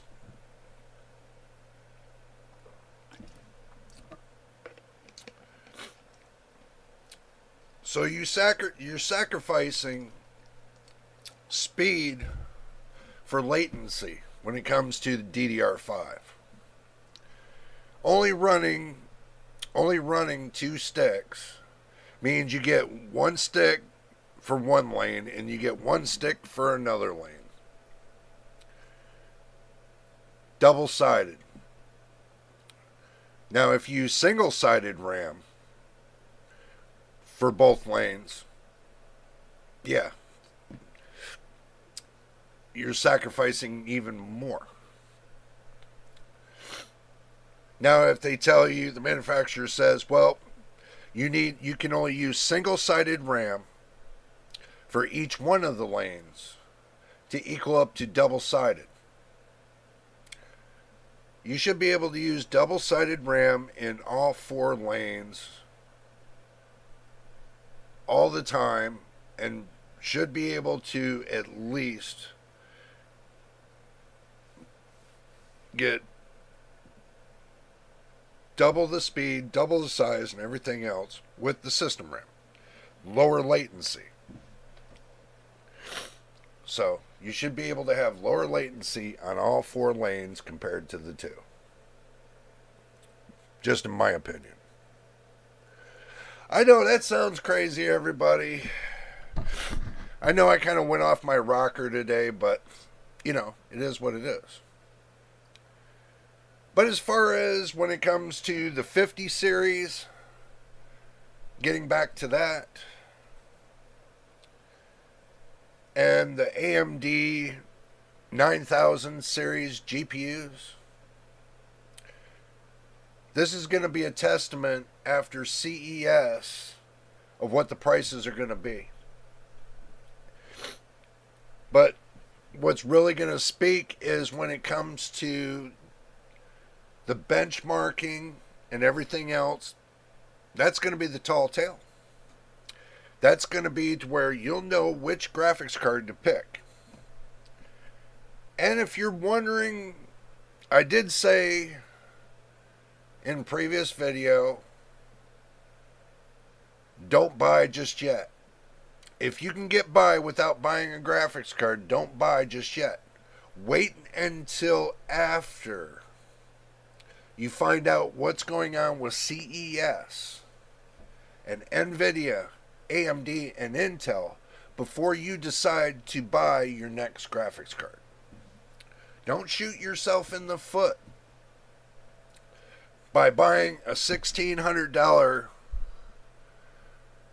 40 series graphics card when you could have bought a 50 series graphics card for the same price. But there's a little bit of a but to it. If they come out with the neural processing units built onto these 50 series graphics cards, like everybody's starting to claim,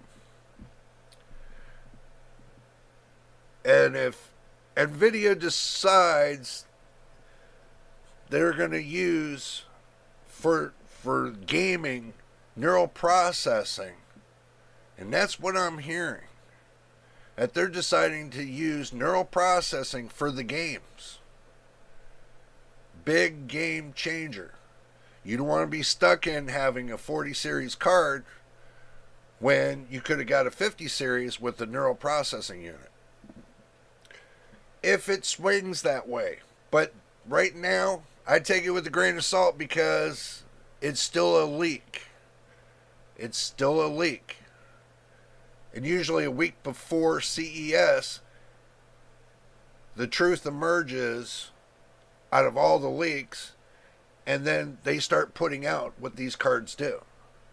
And then when CES comes about, then they tell you the overall with the price. So, my opinion, again, If you're going to spend $1,000, $1,600, I know you ain't going to spend $2,000. If you do, then you're shooting yourself in the foot. So, just buy responsibly. Use your best judgment. I would wait until after they do this big graphics card push that's coming up in January before you decide to buy.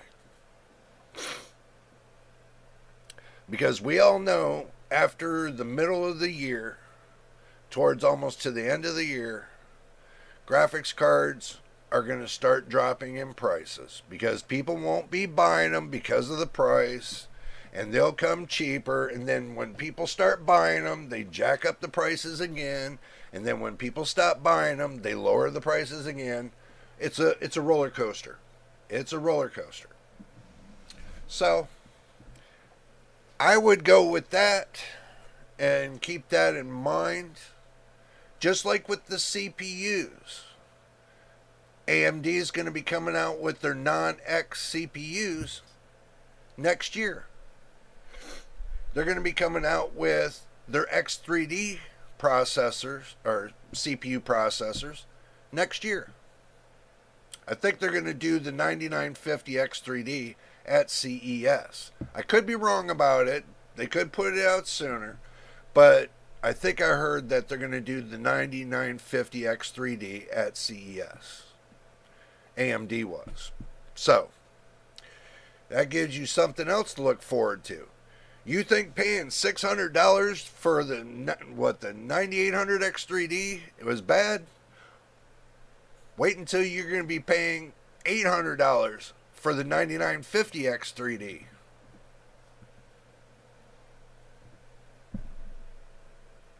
That's bad. And everybody's going to run to the non-X processors, which I'm not going to run to them. The non-X CPUs, the 9000 series non-X, I'm not running to them. That means you can't do any overclocking. You can't do any undervolting. They're locked processors. Not unless they do something nice and say, look, the non-X processors are going to be unlocked. That'll be a game changer there. But we all know they're going to be 65 watt processors. That's just a given. As far as we all are waiting for the Halo processor, that Halo processor, 9 out of 10 chances, just going to be for laptops.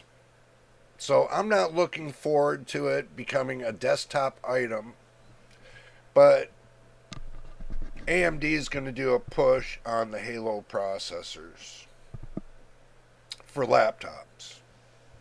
So you guys got a good thing, look forward to that there. That will be a monstrous chip. So that might be your new go-to when it comes to next year. And also too, looking towards next year in the fall or the winter of 2025, Nvidia is going to be coming out with the new CPU / GPU processor. Everybody thinks it's going to be an ARM processor, like what Qualcomm got, and they got sued because they're using ARM technology from another company that they bought out, and turned around, they got sued for it. So, yeah, a lot of lawsuits going on.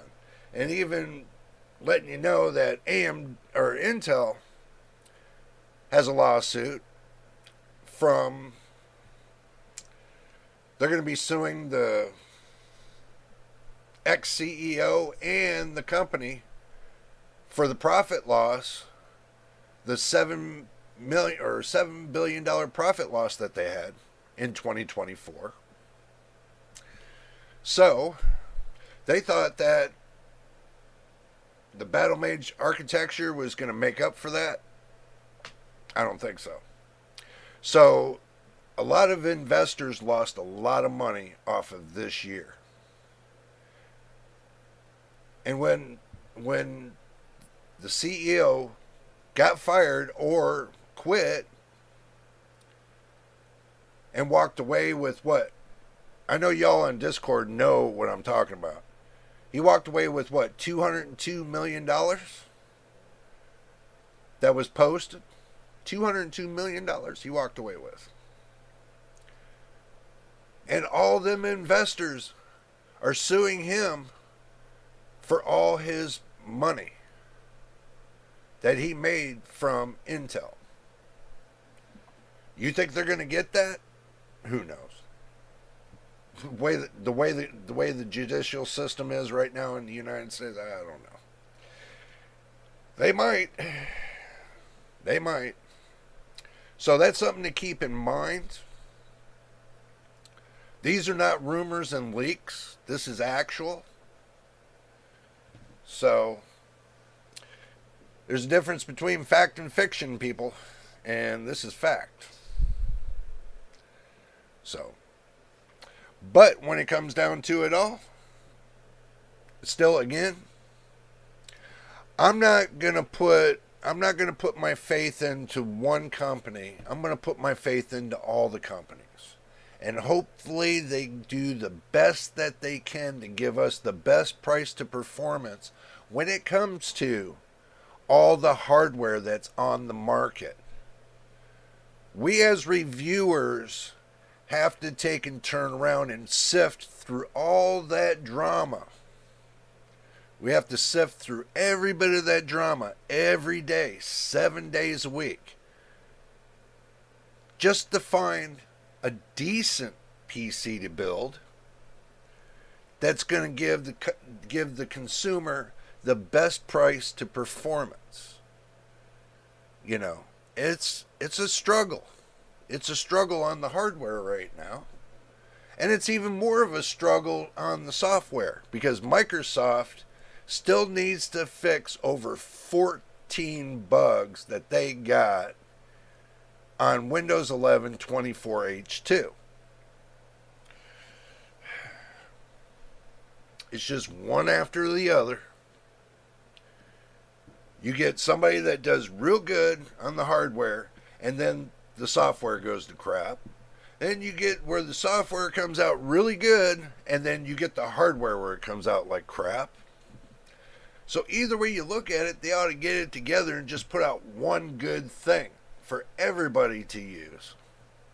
Instead of putting out this, buy this, it's going to be the best for you crap. And then 2 months later, they come out with something way better. I don't know. I mean, it's like people that bought the 3090, the RTX 3090. And when they came out with the 4060 or the 4080 or the 4090, they were flabbergasted. They're like, oh, let me sell my 3090 for the same price as the 4070 or the 4080 or the 4090. Scrambling to sell it on eBay.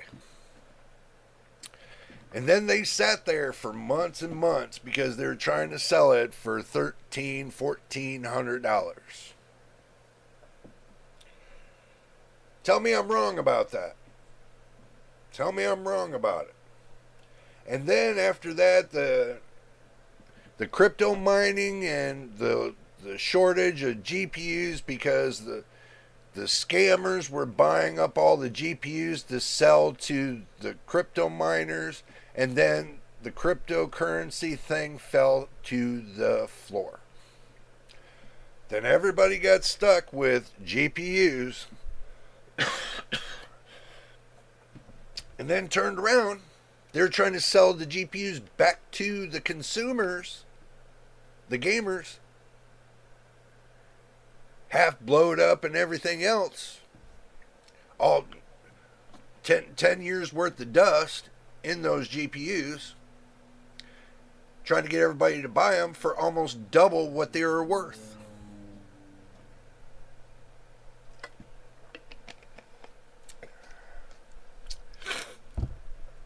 Well, that's not happening again for sure. Those scalpers can keep buying those GPUs. But I'll tell you what, if I want a GPU, I'm not buying it from a scalper. I'll buy it directly from Amazon, Newegg, or if I can't find it on either, I'll drive 6 hours and go to Micro Center. I know them scalpers ain't going to get in there because Micro Center has rules. So, yeah. Do I need to worry about a GPU? Hell no. I don't need to worry. Do I need to worry about a CPU? No, I don't need to worry. Motherboard or whatever. Do I need to worry? Nope. I don't need to worry. I can take and go and buy a whole PC from Micro Center and not worry about the scalpers and be done. So at least I know I got the parts firsthand right up front. So, keep that in mind. Keep that in mind. Because a lot of people don't. And when they go to buy their parts, they have a whole bunch of problems. I love MSRP prices and new hardware too. Things that scalpers don't offer me. Exactly. See, because if you look at it, Micro Center's got some really great deals. Not a sponsor, by the way. If you go shopping there, you can check on open box deals to see if they got some open box deals. Get $50 to $100 maybe knocked off of the price. Get a really decent graphics card because they're retested before they put them back in the box and put them back on their shelves. They're retested and approved. So, that's the good thing. So at least you know you're not going to get a broken product. Unlike if you send it back to these manufacturers, what happens is this. They'll send you like not your original. They don't fix your original. They'll send you back what? A refurbished from somebody else's broken crap and send it back to you. And it still won't work. There's a couple reviewers that's went through this before. These companies are trying to clean up their act, but they don't realize what the consumer wants. Instead of you sending more broken crap back to them, they want you to send them a brand new one in the box. That's what they want. They want something that has 0 days on it. 0-day usage on it. As soon as you open up a GPU, you plug it into your computer and you use it for a couple weeks, and then you send it back to the companies and say it's not working. They'll give you the refund on it and then turn around, they'll go to something else. But that GPU that person used for that couple weeks, they'll put it as a refurbish and sell it back to you for almost at MSRP or greater. So, and when you get it, you got two weeks worth of usage already on it. You think that's fair to the consumer? Hell no. Especially when they sell it at MSRP or greater. So, that's stuff to think about too. You know, the amount of usage time that's on it. But at least Micro Center's honest about that. You know, they know if it's an open box, somebody's used it for a little bit of time, and they know when they get it back and they go to resell it, they know they knock that 50 or $100 off of it is more than fair, which I do agree. So, but at least their return policy is real good. So, what they should do is before they give them their refund, since they got the text there, what they should do is test the graphics card before they give them the refund. But they don't do that neither because they don't want the customer to stand there and wait. They would rather see him spend his money on something else. They'd rather have the money coming back to him other than leaving the store. So, That's understandable too. So, but when it comes to eBay, y'all know it's e-waste. eBay is the number one market for used parts and e-waste parts. A lot of people, throw their computers away. There's billions of computers thrown away each year. There are some people that go out to these waste sites picking up computer parts, putting them on eBay, and say untested, but here you go. It's up to you if you want to keep it or not. And put on there, if you don't pay attention, no refunds. So basically, once you buy the part, it gets to you, even if it works or it doesn't, there's no refund. And they can get away with it because that's a part of eBay's rules. So think about when you're buying from eBay.